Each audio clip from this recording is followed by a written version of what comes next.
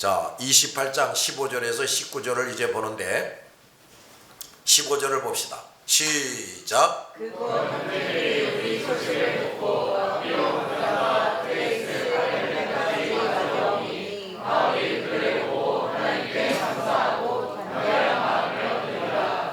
자, 하나님의 나라를, 하늘나라를 향해 거룩한 여행을 하는 사람들에게는 동행자, 함께 가는 사람을 만난다는 것이 참 큰 기쁨이 되고 힘이 됩니다.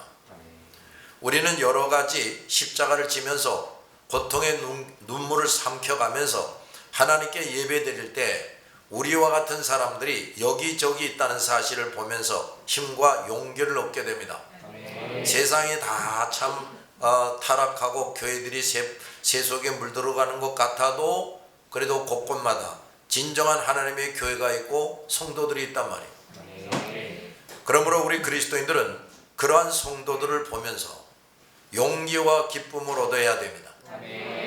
또 나도 언제나 다른 성도들이 나의 신앙생활을 보면서 위로와 기쁨과 용기를 얻게 해줘야 돼요. 혼자서만 왔다 갔다 하는 사람이 아니라 다른 성도들이 나를 보면서 용기를 얻고 기쁨을 얻게 하는 그런 사람이 되어야 돼요. 내게 어떤 시련과 환난이 와도 결코 낙심하거나 의심하지 않는 모습, 말씀과 기도로 늘 위로와 샘을 얻는 그런 모습. 저 사람 뭐 장사도 잘 안 되는 것 같고 뭐 여러 가지로 어려운 게 많은 것 같은데 그저 늘 기도한다고 그러더니 저 사람이 참 늘 샘을 얻고 위로를 받고 있구나, 이런 걸 보여줘야 돼요. 또 중단 없이 주님께 헌신하고 충성하는 모습, 항상 기뻐하고 범사에 감사하며 살아가는 모습을 모든 성도들에게 보여줘야 됩니다. 결코 다른 성도들에게 늘 도움만 받거나 짐이 되는 성도가 돼서는 안 돼요. 그런 성도들이 많지요. 그런데 여기서 우리는 더 중요한 사실을 알아야 합니다. 로마 교회 성도들이 이제 바울이 로마에 들어갈 때에는 이렇게 바울에게 큰 위로와 기쁨을 주었는데 그들이 바울에게 가장 필요한 때에는 바울을 실망시켰다는 겁니다. 바울이 로마에서 디모데에게 보낸 편지, 즉 디모데 후서 4장 16절에 말하기를 내가 처음 변명할 때, 그러니까 지금 로마에서 재판받고 있을 때를 말하는 거예요. 처음 자기 자신을 변명할 때 나와 함께 한 자가 하나도 없고 다 나를 버렸다 그랬습니다. 로마의 성도들은 바울이 로마에 들어간 후에도 수시로 바울을 찾아가서 많은 말씀과 간증을 들었고 큰 은혜를 받고 하나님께 감사와 영광을 돌렸습니다. 그런데 바울이 점점 큰 어려움을 만나는 것을 볼 때 이 사람들은 바울을 이제 제대로 돕지 못하는 겁니다. 막상 그들이 바울을 변호하고 바울을 위해서 증거를 제시하기 위해서 황제의 법정에 출두해서 황제와 재판관들의 노여움까지 감수해야 할 상황에 이르렀는데 발뺌을 하고 만 것입니다. 자기 살겠다고. 그들은 바울이 로마로 들어가려 할 때 서둘러서 바울에게 달려온 사람들이었어요. 그런데 서둘러서 바울에게 달려온 것처럼 더 어려운 때를 만나자 서둘러서 바울을 버리고 로마를 떠났습니다. 여기서 우리가 참 알아야 될 것이 있는데, 첫째, 당시 성도들을 향한, 로마 교회 성도들을 향한 네로의 박해가 얼마나 심했는가 하는 것을 알 수가 있습니다. 그들은 이전에도 말할 수 없는 박해를 받았고 많은 형제 자매들이 사나운 맹수의 밥이 되고 온갖 형벌로 처형을 당했어요. 그때에도 많은 성도들은 오직 기도와 말씀으로 꿋꿋이 견디고 이겨냈단 말이에요. 그리고 그들은 바울에 대한 소식을 듣고 또 로마서를 읽고 배우면서 급기야 바울을 직접 만나서 탁월하고도 능력 있는 말씀으로 교육과 훈련을 받았습니다. 그런데 그들 중 단 한 사람도 법정에서 바울을 변호할 수 없었다. 이것은 바울이 재판을 받을 당시의 박해는 그동안과 비교하거나 감당할 수 없을 정도로 아주 지독했다는 것을 보여줍니다. 바울이 어떻게 죽었냐면요, 참수, 그러니까 여기 돌멩이가 있는데 묶어가지고는 목을 그 돌멩이에 터 걸치게 하는 거예요. 그러고서는 도끼로 찍어서 목을 댕강 잘라서 죽이는 겁니다. 차라리 짐승이 덤벼들어서 그냥 기절해서 아파서 죽든지, 그게 차라리 낫지. 이제 네로라는 미추광이 놈이 또 나타나는데 그 다음에 사람을 죽이는데 뭐 이렇게 짐승을 때려다가 물어 뜯어 죽이게 하고 그 정도가 아니라 사람들이 보는 앞에서 모가지를 댕강 잘라가지고 죽이더란 말이에요. 그러니까 이 사람들이 이제는 그걸 감당할 수가 없어서 도망가 버리는 겁니다. 그동안은 많은 형제 자매가 피 흘리고 죽어가는 모습을 보면서도 나도 때가 되면 저 십자가를 잘 달게 지리라 하고 결심을 했는데 정작 바울과 함께 그 십자가를 진 사람은 한 사람도 없었다는 거예요. 이것은 그 사람들의 신앙이 워낙 약해서만이 아닙니다. 그들은 그 십자가까지 질 수는 없었다는 얘기지. 이것은 또 바울이 진 십자가가 참으로 무겁고 결코 아무나 질 수 없는 것이었다는 걸 보여줍니다. 그야말로 바울은 당시 최고의 믿음과 영성을 가진 사람이었습니다. 그러므로 우리는 우리와 같은 성정을 지닌 사람으로서 그토록 어려운 십자가를 졌던 바울의 수준, 도대체 그 바울은 어떤 수준의 영성을 가졌는가, 이걸 배우고 그 사람처럼 되도록 힘써야 돼요. 만약 로마 교회 성도들 중에 바울과 함께 그 십자가를 진 사람이 있었다면 복음이 전파되는 곳마다 그 사람의 이름도 거론이 되고 그 사람을 기념했을 겁니다. 그런데 그런 사람이 한 사람도 없어요. 또 바울이 차지한 영광과 면류관을 그 사람도 주님 앞에서 받았을 겁니다. 그러나 그들 중에 한 사람도 그 영광만큼은 받을 수 없었다. 바울이 차지한 영광은 받을 수 없었다, 이런 얘기예요. 나는 어떤 수준의 신앙인인지를 돌아보시기 바랍니다.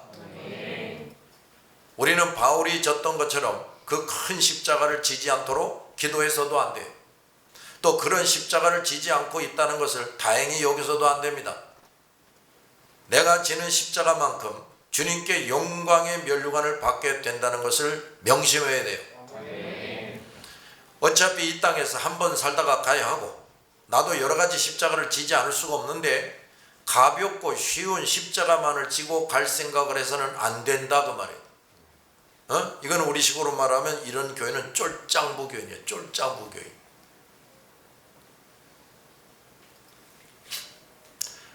가능하면 나도 좀 더 크고 영광스러운 십자가를 지고 죽어야 되겠다. 어차피 죽을 건데. 이걸 꿈꿔야 됩니다. 그런 사람이 되도록 나를 철저하게 더 가다듬고 무장하고 연단시키고 성장시켜야 돼요. 근데 오늘날 교인들 보면 이런 걸 너무나도 안 한다, 그 말이지. 이 사람들이 이제 조금만 환난이나 시련이 오면 교회를 다 박차고 나갈 사람들이. 심은 대로 거두게 하시고 행한 대로 갚아주시는 주님이십니다. 겨우 100년 미만 살면서 부끄러운 구원을 얻어서 정작 주님 앞에 보잘것없는 상급을 얻고 그것만을 누리기보다 크고 영광스러운 십자가들을 기꺼이 져서 예수님 앞에 설 때 크고 영광스러운 상을 받고 그것을 영원히 누리기를 꿈꿔야 됩니다. 그래서 우리 예수 믿는 사람들은 좀 적극성을 가져야 돼요. 소극적으로 신앙생활에는 아서는 안 된다고 말이에요. 두 번째, 우리도 바울과 같은 십자가를 질 수 있으려면 예배 생활, 말씀 읽고 기도하는 생활뿐 아니라 말씀과 믿음과 성령 충만한 사람이 되어야 돼요. 오늘날의 교회가 또 뭘 못하고 있느냐, 예배 생활은 부지런히 하라고 그래. 그 교인들이 와서 헌금을 해줘야 되니까. 또 말씀을 열심히 읽자고 하고 뭐 제자 훈련도 하자고 하고 뭐 기도도 하자고 하는데 말씀과 믿음과 성령 충만을 강조하지를 않아요. 왜 강조하지 않는가? 목사가 그게 없으니까. 그것도 바울의 수준이 되고 또한 그것을 바울처럼 끝까지 유지해야 됩니다. 여기 끝까지 유지해야 된다는 말이 뭐냐? 바울의 선배였던 바나바도 처음에는 말씀과 믿음과 성령 충만한 사람이었어요. 어느 순간에 이 사람이 시험에 빠져서 결국은 말씀, 믿음, 성령의 충만함을 다 잃어버리게 됩니다. 그러니까 바울의 동력자 노릇을 못해요, 그때부터. 그리고 바울을 떠남으로 더 이상 바울의 동력자가 되지 못하고 바울이 지는 크고 영광스러운 십자가를 이 사람은 질 수 없었어요. 결코 이런 사람이 되지 말아야 합니다. 세 번째, 우리는 사람에게서 위로를 받으려 하거나 사람을 의지하려고 하지 말고 오직 하나님의 위로만 바라고 하나님만 의지해야 된다. 근데 여기서도 우리가 좀 제대로 알아야 될 게 있어요. 뭐 사람을 의지하지 말자, 사람에게 위로를 받지 말자, 그러니까 교인들을 또 멀리 하려나 보다, 뭐 이렇게 생각하는 사람이 있는데 그게 아니에요. 로마 교회 성도들이 바울을 떠났다고 해서 그 사람들이 다 지옥에 갔느냐? 그렇지는 않습니다. 그들은 자기의 사명과 자기가 져야 할 십자가를 다 지지 않는 불충과 죄를 범한 것이죠. 좀 더 무거운 십자가도 져야 되는데 그건 못 졌다 이 말이에요. 그러나 언젠가는 그들이 그것을 뉘우치고 회개했을 겁니다. 그리고 그들 중에는 나중에나마 그 거부하고 도망쳤던 십자가를 잘 지고 가는 성도가 되었을 겁니다. 이런 사람들도 많아요. 베드로를 비롯한 예수님의 제자들이 다 그런 사람들이었습니다. 그러므로 우리가 그 로마 교회 성도들처럼 우리를 실망시키는 사람들, 우리와 같이 신앙생활하고 같이 하나님 일을 하다가 우리를 실망시키는 사람들을 만날 수가 있는데 그들을 볼 때 그 사람들을 미워하거나 원망해서는 안 된다 그 말이에요. 그리고 우리는 형제들을 진정으로 사랑하고 그들과 함께 예배하고 모든 일을 함께 해야 하지만 그 사람들을 주님보다 더 의지해서는 안 된다는 말이죠.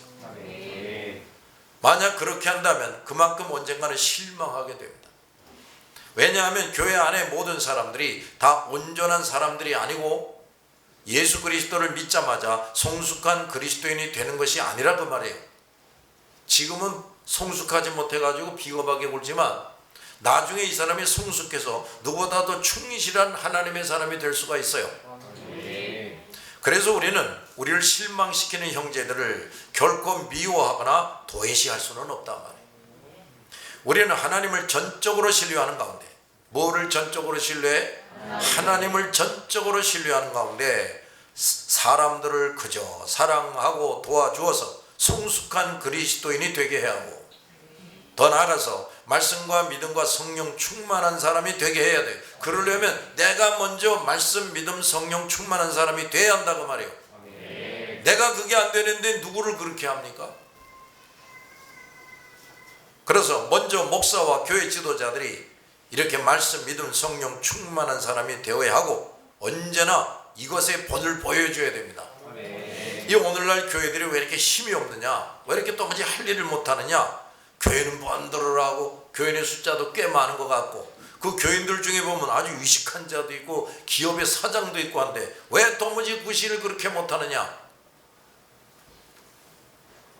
그 교회에 말씀과 믿음과 성령 충만한 사람이 한 사람도 없기 때문에 교인이 그저 한 20-30명밖에 없다. 그래도 그 중에 말씀, 믿음, 성령 충만한 사람이 한 사람만 있으면 그 교회는 놀라운 일을 합니다.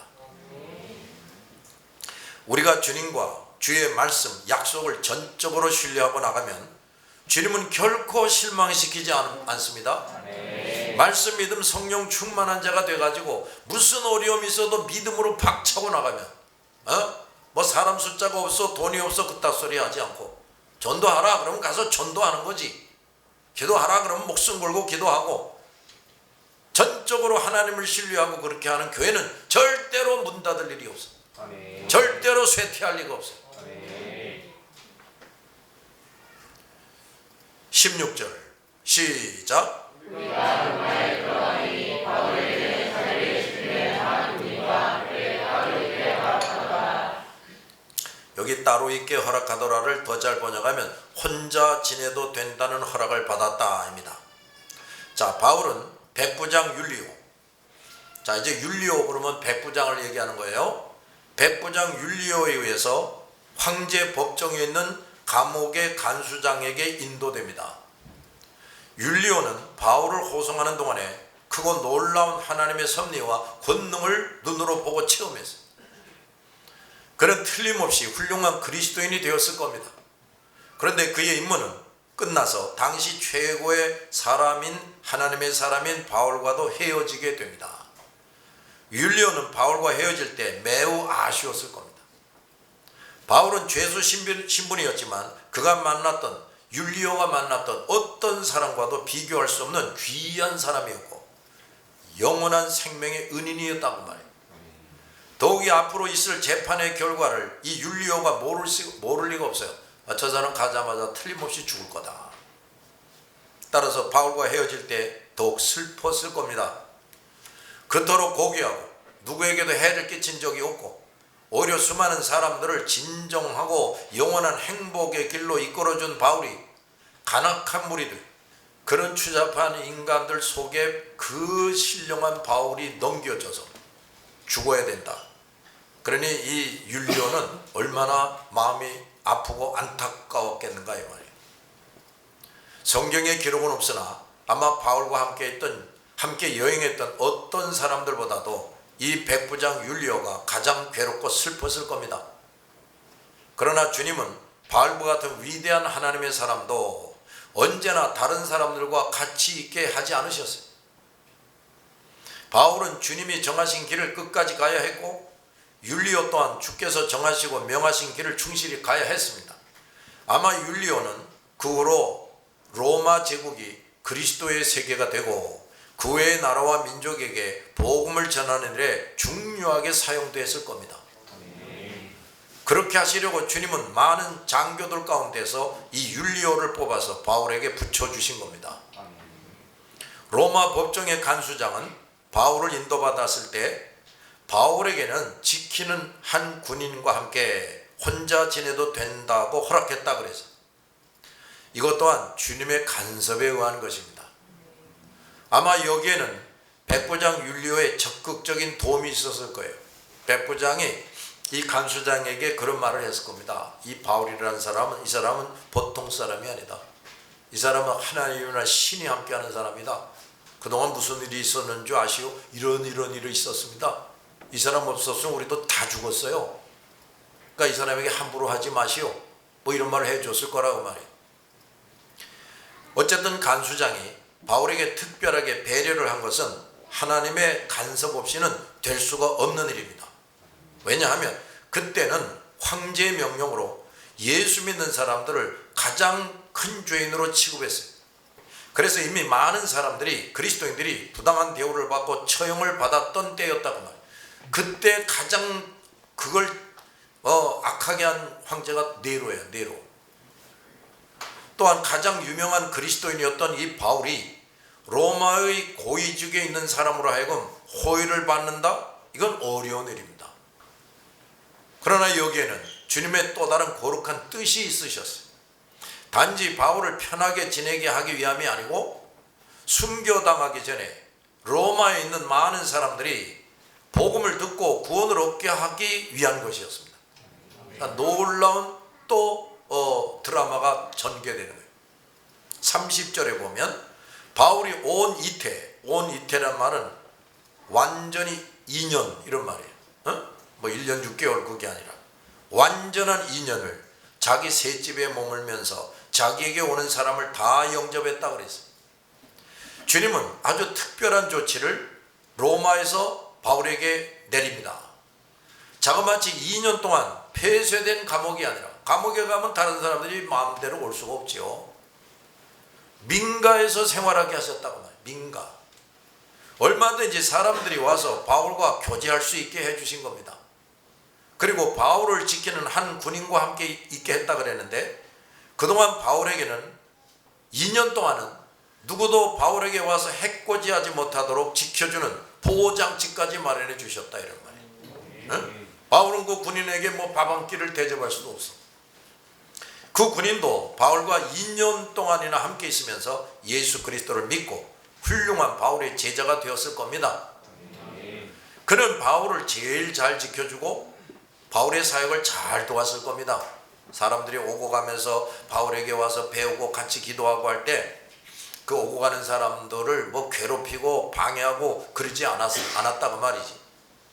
우리 주님은 이렇게 하나님의 사람이 그 주신 사명을 최대한 잘 감당할 수 있도록, 따라합시다, 모든 사람을 통해서 돕게 하신다. 그렇다니까요. 여기서 우리가 또 알 수 있는 것이 있습니다. 첫째, 주님은 로마에 있는 성도들과 다른 성도들이 바울이 2년 동안 머물며 사역할 수 있는 셋집을 마련하게 해주셨다는 겁니다. 내가 여기 쓰지는 않았는데 참 놀라운 게 또 뭐냐, 그 바울을 말해요. 먼 데까지 나와서 마중 나와서 바울을 만나고 기뻐하고 즐거워하던 이런 사람들은 바울을 변호해야 될 때 다 도망가 버렸어요. 그런데 바울이 정작 2년 동안 셋집에서 유하고 있을 때, 재판받기 전에 셋집에 유하고 있을 때에는 그 로마에 있는 많은 사람들이 바울의 셋집에 와서 복음을 듣게 했다고 말해요. 바울과 동행한 제자들은 그동안 배 여행을 하면서 조금이나마 가지고 탔던 물건들을 다 잃어버렸어요. 따라서 노잣돈 숙식비를 마련할 여력이 없었어요. 그렇다면 로마에 있는 어떤 성도들이나 바울을 아는 어떤 사람들이 그 비용을 제공한 거죠. 셋집 비용. 성경에는 그 비용을 누가 부담했는지 기록은 없는데, 그 일을 한 사람들은 바울의 마지막 사명 수행을 위해서 참으로 가치 있고 보람 있는 일을 한 사람들이 된 겁니다. 우리도 이런 일을 할 줄 알아야 돼. 뭘 위해서 돈 쓴다, 뭘 위해서 돈 쓴다 그러지만 하나님의 사람들이 거룩한 일을 하는데 돕는 일에 쓸 줄 알아야 된다. 그들의 그 거룩한 부담, 재정적인 부담은 단지 바울이 쉴 수 있는 공간을 제공하는 정도가 아니라 많은 로마에 있는 사람들이 바울에게 와서 보고 듣고 배우며 그리스도인이 되고 더 충성되고 성숙되며 능력 있는 그리스도의 제자가 되는 일 구체적으로 도왔다고 말해요. 여러분, 이제 2년 후에 바울이 목이 댕강 잘려가지고 죽을 거란 말이에요. 바울이 그걸 모르겠어요? 그러니 그 셋집에 2년 동안 있으면서, 그러니까 목 잘려 죽기 전 2년 동안에 사람들이 자기에게 왔을 때 얼마나 열심히 가르쳤겠어요. 그렇죠? 그러니 그 가르침 받은 사람들이 얼마나 훌륭한 그리스도의 제자가 됐겠느냐 그 말이에요. 우리 그리스도인들은 이렇게 하나님의 일을 잘하고 충성된 하나님의 사람들의 사역을 돕기 위해서 물질을 사용할 줄도 알아야 돼요. 그런 일은 내가 직접 나서서 하지 못하지만 많은 사람들이 치료되고 변화되고 성장하고 구원 얻는 일에 내가 물질 좀 보태서 동참하는 것이라고 말해요. 내가 지금도 그저 날마다 기도하는 게 있습니다. 보고를 들어보니 어떤 사람이 개인적으로 또 교회가 또 우리에게 선교비를 냈다. 그러니까 내가 그 사람들의 이름을 이렇게 메모해가지고 기도할 때마다 기도를 합니다. 하나님이 아무개가 20만원, 아무개가 30만원, 어느 교회가 20만원 이렇게 헌금했답니다. 이걸 기억하시고 영혼 구원하는 일에 귀한 물질을 아낌없이 드리는 이 사람들에게 하나님께서 크게 갚아주세요. 이러고 기도합니다. 내 기도를 하나님이 반드시 들으실 겁니다.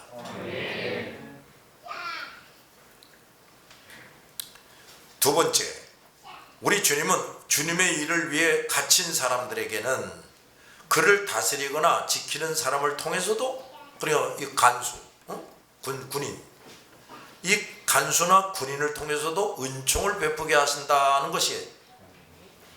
뿐만 아니라 그를 다스리거나 지키는 사람들까지도 이 하나님의 일꾼을 통해서 구원 얻게 하신다고 말해요. 그냥 만나는 사람마다 돕게도 하든지 나를 통해서 구원 얻게 하든지 그렇게 하신다고 말해요. 지금까지 바울을 옥에 가두고 감시했던 간수들, 바울을 재판하던 고위직의 사람들, 백부장 율리오와 그 군사들, 그리고 로마의 간수장과 바울을 감시하던 군사, 이 사람들은 바울 가까이에 있던 사람들일수록 바울을 통해서 예수 믿고 구원을 받고 또 바울에게 자유를 주거나 돕게 하셨습니다. 참 신기하지 않습니까? 그러니까 지금 바울이 로마로 가기 위해서 호송하는 그 백부장 율리오와 그 호송하는 군인들, 그건 하나님이 딱 이미 정해놓은 사람들이었어요. 그 다음에 로마의 그 황제 간수, 옥의 간수장, 그 다음에 바울 옆에서 딱 지키게 하는 어느 군사 한 명, 요것도 하나님이 미리 딱 준비해 놓고 있었다고 말이에요. 뭡니까? 바울을 돕고 바울을 통해서 또 예수 믿고 구원 얻게 하려고. 아주 치밀하다고 말이에요. 주님은 충성하는 사람들, 따라합시다. 충성하는 사람. 충성하는 사람에게는 원수까지도 그를 돕게 하십니다. 세 번째, 그 시대의 가장 악질의 사람들이 왕관을 쓰고 승리의 기쁨을 누리며 로마로 입성할 때에는, 그때 가장 선하고 의로운 사람은 이 바울은 죄수처럼 쇠사슬에 묶여서 로마로 입성했다는 얘기입니다. 그 로마로 입성할 때는 이 황제나 그 장수들 이런 것들은 개선의 노래를 부르면서 거창하게 개선을 하지. 근데 그들이 누구냐? 가장 몹쓸 놈들이었다고 말이에요. 근데 가장 의로운 사람, 거룩한 사람인 바울은 로마에 입성할 때 어찌했느냐? 죄수처럼 쇠사슬에 묶여서 입성했단 말이에요.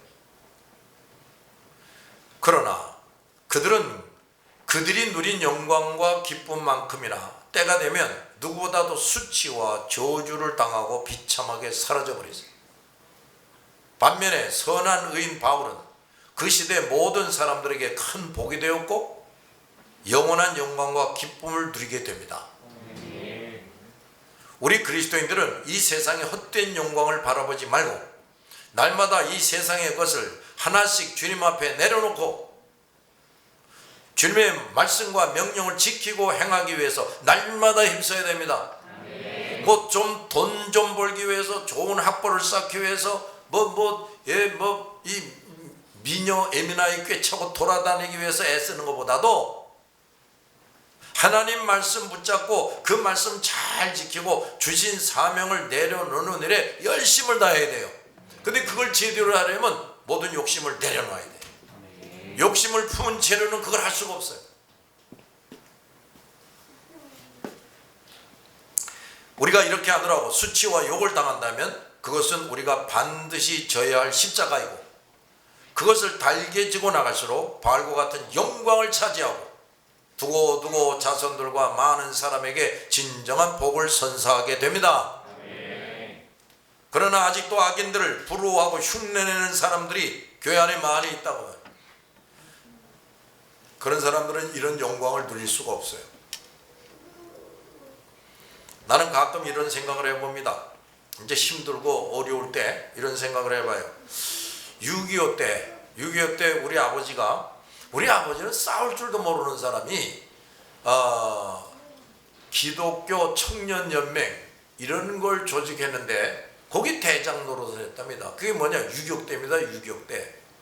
그러니까 이제 공산당 감옥에 그리스도인들이 잡혀서 갇혀 있잖아요. 갇혀 있으면 이 유격대가 밤에 습격을 해가지고 그 경찰서 감옥을 때려 부수고 그 성도들을 거기서 구출해냈다는 겁니다. 근데 그 대장이 김두용이다 이래가지고 아마 우리 아버지는 뒤에서 보고만 계셨을 거야, 보나마나. 그걸 그냥 때려 부시고 사람들을 구출해내는 이제 다른 청년들이 했을 것 같아, 내 짐작에는. 근데 대표가 누구냐? 김두용이다 이래가지고 잡혔어요. 근데 어디다가 두느냐? 쌀두주 감옥. 전에는요, 쌀을 어떻게 보관했냐면 이런 상자에다가 쌀을 집어넣어가지고 그걸 또 도둑질해 가지 못하게 하려 열쇠를 잠그고 그런 게 있어요. 근데 그 쌀두주 감옥은 사람이 이렇게 들어가서 이렇게 앉아서 뚜껑을 탁 닫으면 그냥 혼자 이렇게 들어가 앉아있을 만한 크기란 말이에요. 그 공산군이 말이에요, 거기다가 집어넣었다는 얘기예요. 그러고는 아니 이거 물을 주나 밥을 주나 아무것도 안 주는 거예요. 근데 여러분 이렇게 쪼그리고 앉아서 몇 시간 지나보세요. 어떻겠나? 그런데 또 자연적으로 뭐가 나옵니까? 소대변이 나오지. 그전에는 물도 먹고 밥도 먹었을 거 아니냐. 그럼 그 소대변을 그 안에서 본다 그러면 어떻게 됩니까? 냄새도 나고 근데 그걸 빨리 처리를 해야 되는데 안 하면 똥독이 올라가지고 살이 썩어요. 그러다 죽어요. 그러라고 그 쌀두주 과목에 집어넣는 거지. 근데 우리 아버님의 간증은 뭐냐? 그 이상하게 소대변이 안 나오더라는 겁니다. 그리고 아무리 허리도 뭐도 안 아프더라는 거예요. 그리고 찬송만 나오더라. 그래서 고래고래 그 쌀두주 과목에 갇혀서 찬송을 불렀더니 인민군들이 와가지고 구두발로 뻥뻥 차면서 이 조용해라 이 자식하고 막 그랬다는 거예요. 근데도 자꾸 시끄럽게 찬송하니까 이제 결국엔 거기서 빠져나오게 했다는 거예요. 그러니까 빠져나오게 하면 덜 떠들겠지 이거지. 그래가지고 여차 해가지고 또 탈출해 나온 거예요. 그러니까 내가 그 생각을 가끔 하면서 아니 우리 아버지는 그 쌀두주 과목에 앉아가지고서 물도 마시지도 못하고 밥도 못 먹고 이제 그러면서도 거기서 찬송을 했다는데 내가 요까 짓고 요거 힘들다고 내가 궁시렁거리면 이게 목사냐 이렇게 되는 거예요. 네? 아주 세무롭게 되는 거예요. 잘들 기억하기 바랍니다. 우리 선조들이 그런 사람들이 있었기 때문에 대한민국이나 이렇게 잘 먹고 잘 살게 되게.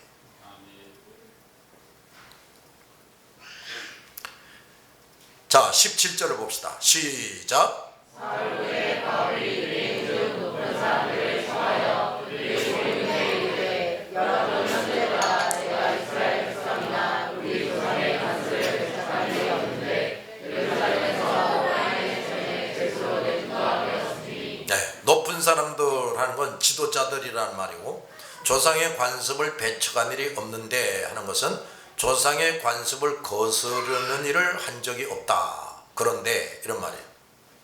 자, 사흘 후에 바울이 유대인 중에 지도자들을 청했다 그랬습니다. 바울은 그가 거하는 셋집이 정해져서 거기서 죄수 생활을 시작하게 되자마자 제일 먼저 한 일이 뭐냐? 로마에 있는 유대인 중에 지도자들을 초청한 겁니다. 그때는 이미 글라우디오가 칙령을 내려서 모든 유대인을 로마에서 추방한 지 그렇게 오래되지 않은 때입니다. 그 칙령은 바울이 순교할 때까지도 시행되고 있었는데 그 칙령이 포고된 지 5년이 지나자 많은 유대인들이 다시 로마로 들어와서 장사를 했고 많은 재물을 모았다 그래요. 바울은 그들 중에 지도자들, 유대교에서도 두드러진 사람들을 초청한 겁니다.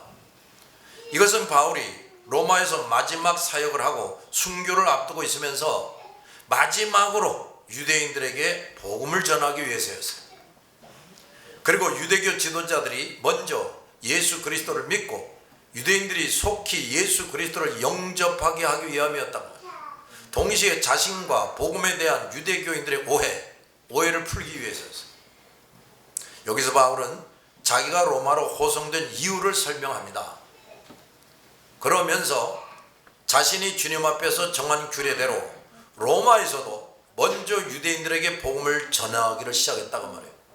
그 유대에 있는 사람들, 로마에 있는 사람들이 많이 셋집에 와서 전도를 받았다 그랬죠. 근데 실상은 바울이 제일 먼저 한 일이 뭐냐면 그 로마에 있는 유대교 지도자들을 불러다가 복음을 전하는 일이었어요. 유대민족은 하나님께서 메시아를 이 땅에 보내주시겠다는 약속을 받은 민족이고 그 약속대로 메시아가 그 민족 가운데 오셨다고 말이에요. 다윗의 자손으로. 그리고 그 언약의 민족에게 메시아가 바로 예수임을 마지막까지 정성을 다해서 깨우치려고 했던 겁니다. 바울은 자신도 유대인으로서 그 동족이요 하나님께 선택된 백성이요 메시아의 약속을 받은 유대인들이 그 예수 그리스도를 배격하고 받아들이지 않는 것에 대해서 언제나 말할 수 없는 슬픔을 가지고 있었어요. 그 로마서에 바울이 쓴 글을 보면 이런 말이 나옵니다. 자기 안에는 아주 깊은 괴로움과 슬픔이 있다는 거예요. 예수 믿고 구원받은 게 뭔지를 설명하다가 갑자기 자기 안에 깊은 괴로움과 슬픔이 가득하다 그랬어요. 이게 무슨 말인가 하고 잘 보니까 자기 그 동족 유대인들이 예수를 안 믿는다고 말해요. 그래서 자기 이런 말까지 나와요. 자기 동족 유대인들이 예수 믿고 구원 얻게 하는 일을 내가 열심히 하지 못할 바에는 차라리 나를 예수에게서 떼내 주십시오. 이런 기도까지 합니다. 그러다 보면 누가 슬쩍 생각이 납니까? 옛날 모세가 생각나지요? 이스라엘 백성을 다 죽여버리려고 하면 아이고 하나님 제발 살려주시고 만약에 정그러시다면 나를 생명책에서 이름을 지워주세요. 이러면서 애골복골하면서 이스라엘 백성을 살려달라고 그랬잖아요. 바울이요 정말 애족하는 사람이었어요. 우리 예수 믿는 사람들은요 애국자가 되고 애족자가 돼야 됩니다. 바울은요 자기 동족 유대인들이 도무지 예수를 안 믿고 예수교인들을 핍박하고 그러니까 하나님께 그저 늘 목숨을 걸고 기도하는 거예요. 다른 거는 그저 감사와 기쁨이 넘치는데 자기 동족만 생각하면 큰 괴로움과 슬픔이 마음속에 가득하다 이거예요. 제발 우리 동족도 예수 믿고 구원받게 해주세요.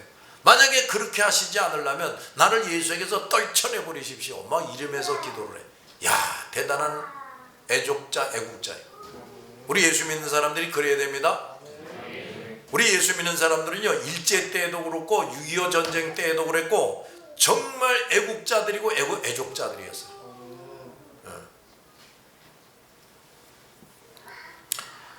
바울은 유대인들이 그토록 바울을 배척하고 핍박함에도 불구하고 마지막 죽는 마당에 이르렀을 때에도 그들에게 복음을 받아들이도록 간곡히 부탁한 겁니다.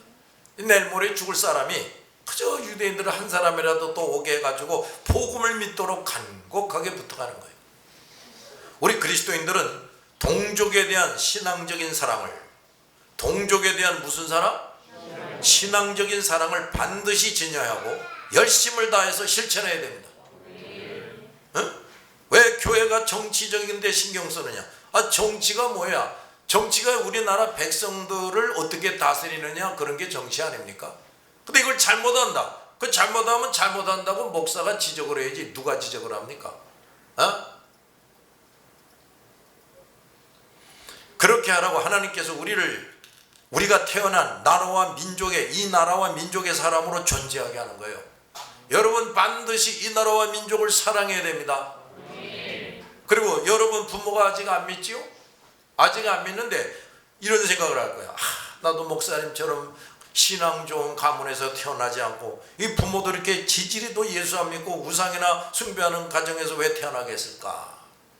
왜 태어나겠느냐면 그 부모와 그 집안들을 예수 믿게 하라고 거기에 태어나게 한 겁니다. 잘 들었어요? 그러므로 우리는 각자가 속한 나라와 민족에게 변치 않는 사랑을 가지고 복음을 전해야 하고 내 가족과 친척들에게도 그렇게 해야 됩니다. 그들이 모인 후에 이르되 여러분 형제들아 내가 이스라엘 백성이나 우리 조상의 관습을 거스르는 일을 한 적이 없다. 그런데 예루살렘에서 로마인의 손에 죄수로 내어준 바 되었다 그랬습니다. 바울은 여기서도 유대인들을 형제라고 부릅니다. 이렇게 부른 것은 자신도 저들과 같은 민족의 사람이라는 것, 그리고 자신이 그 민족을 결코 저버린 적이 없다는 것, 그들을 진정으로 사랑하고 귀하게 여기고 있다는 것을 보여주려는 겁니다.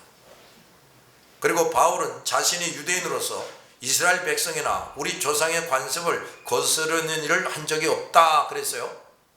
바울은 자신이 여호와 하나님을 섬기는 유대인들의 신앙에 위배되거나 그 모든 관습을 거스름으로 유대교나 이스라엘 민족에게 어떤 해도 끼치지 않았다는 것을 밝힙니다. 바울은 이방인들에게 유대 유전을 강요하지 않은 것은 사실이에요. 그러니까 반드시 제사 제도를 지켜야 되고 할례를 받아야만 구원 얻는다. 그건 아니다. 이런 말을 했다고 말해요.